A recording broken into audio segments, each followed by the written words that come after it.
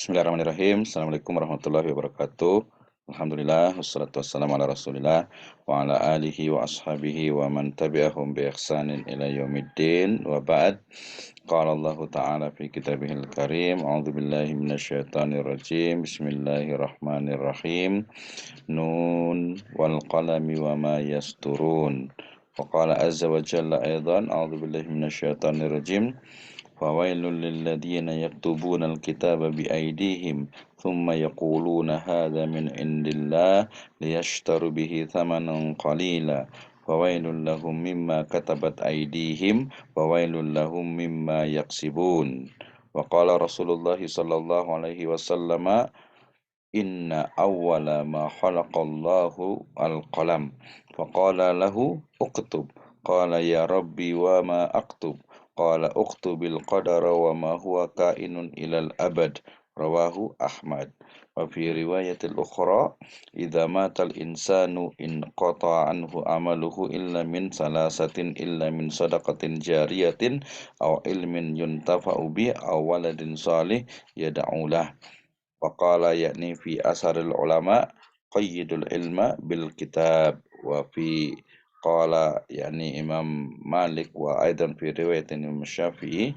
رحمهم الله على علم صيد والكتابة قيده قيد سيودك بالخبال الموثقة أما بعد فإن أصدق الحديث كتاب الله وخير الهدى هدى النبي صلى الله عليه وسلم.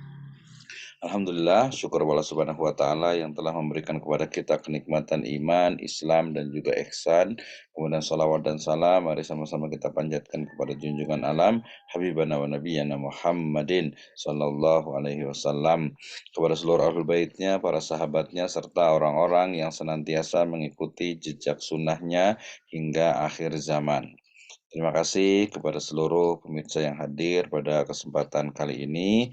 Saya ingin membahas terkait dengan satu hal yang menarik dan satu topik yang sangat diperlukan khususnya oleh mahasiswa, dosen, akademisi, dan mereka yang konsen, yang tertarik dengan dunia penelitian dan juga penulisan, khususnya bagaimana strategi dan juga teknik meneliti dan menulis ilmiah. Ya, saya awali dengan firman Allah Subhanahu wa taala dalam surat Al-Qalam ayat pertama, di mana Allah Subhanahu wa taala berfirman, a'udzubillahi minasyaitonirrajim. Bismillahirrahmanirrahim. Nun wal qalami wa ma yasturun.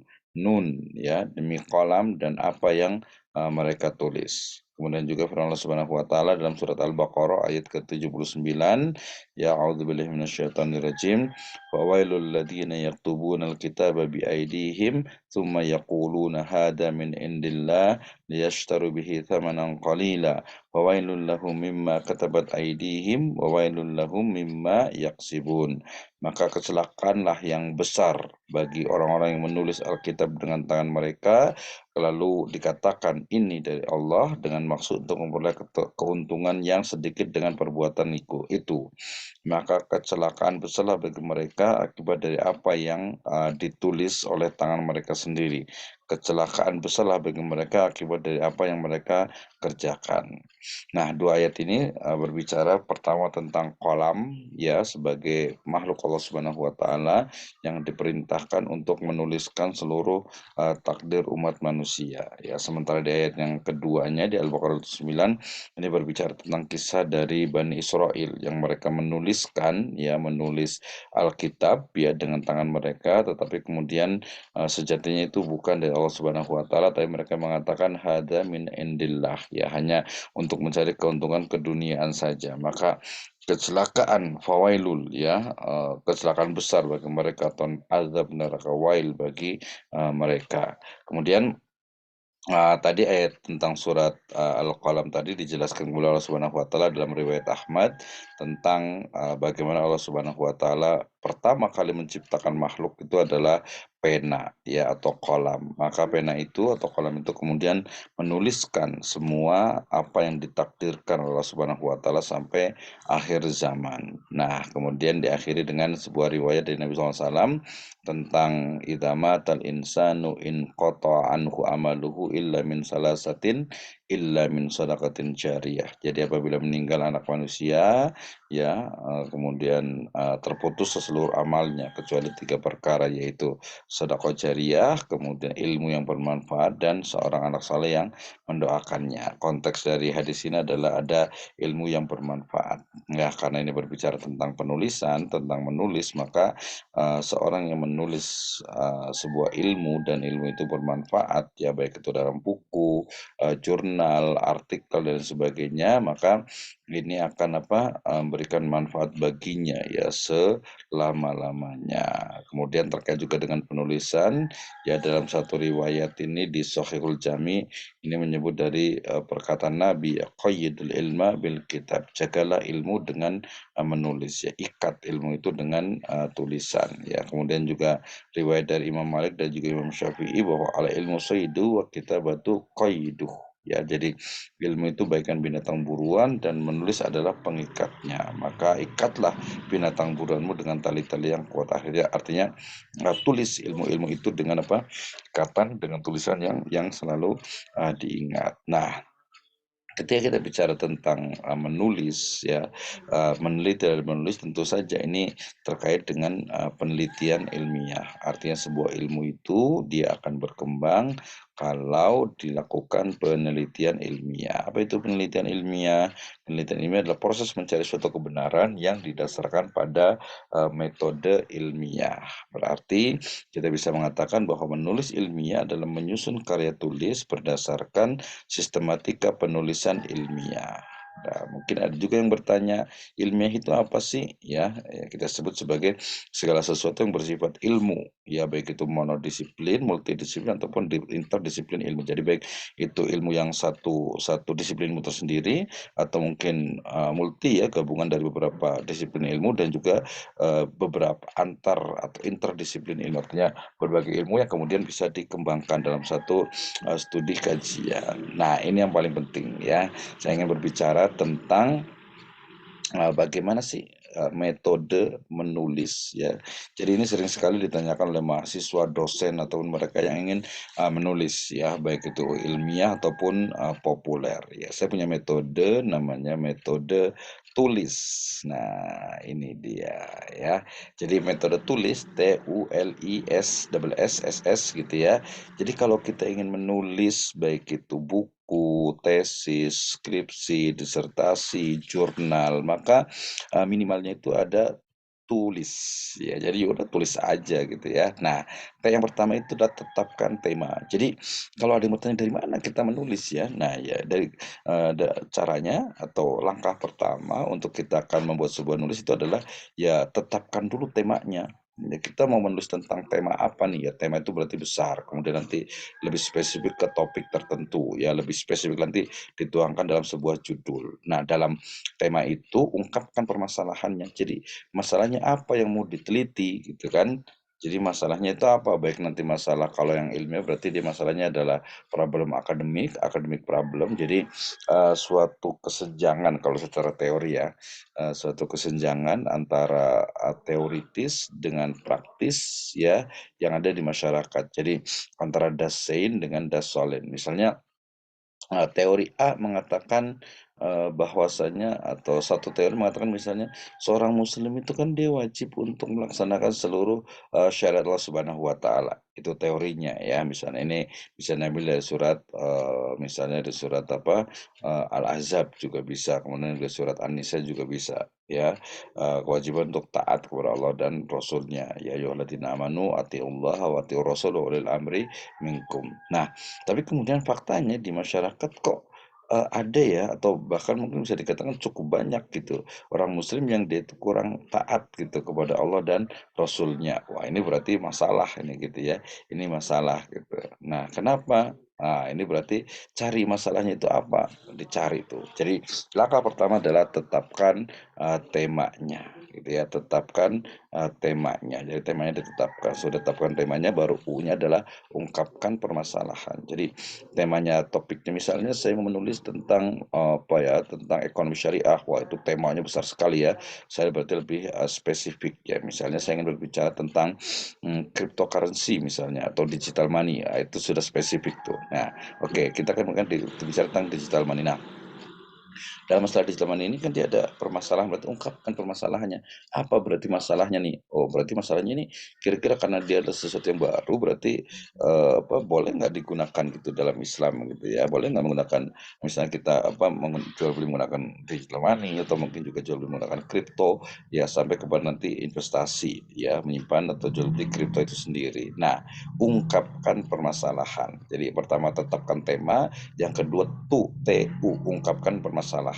Kemudian kalau masalahnya sudah ditemukan, maka berikutnya adalah ya lengkapi teori dan perspektif. Jadi oke, saya kan bicara tentang tadi digital money gitu. Maka apa sih sebenarnya pembahasan-pembahasan atau teori-teori, temuan-temuan ya, cendekiawan-cendekiawan terdahulu tentang apa, digital money ini? Ya berarti saya harus mencari teori, ya kemudian juga nanti perspektif apa yang saya gunakan. Ya misalnya perspektif dari ilmu hukum atau ilmu fikih, atau mungkin bisa jadi ke ilmu misalnya itu bisnis misalnya, atau sampai lebih spesifik ke investasi. Nah, ini lengkapi teori dan juga perspektif. Nah, ini caranya juga bisa ke langkah berikutnya, yaitu eee, iringi dengan literatur review. Maksudnya kita kan ingin tahu tentang teori-teori yang berkaitan dengan digital money tadi itu kan.